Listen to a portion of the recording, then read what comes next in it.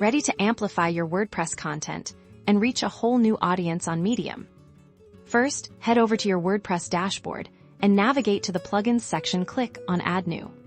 Now, in the search bar, type in WordPress to Medium.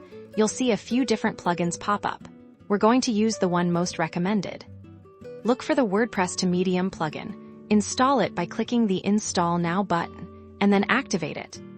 Once activated, a new Medium option will appear in your WordPress dashboard menu. Click on it.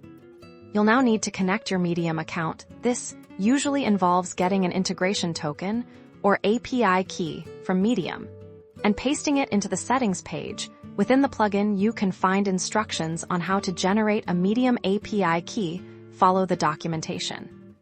Now, whenever you publish a new post on WordPress, the plugin can automatically cross-post it to Medium. Some plugins also offer the option to manually cross-post existing articles to Medium. You can also cross-post already published content. Congratulations!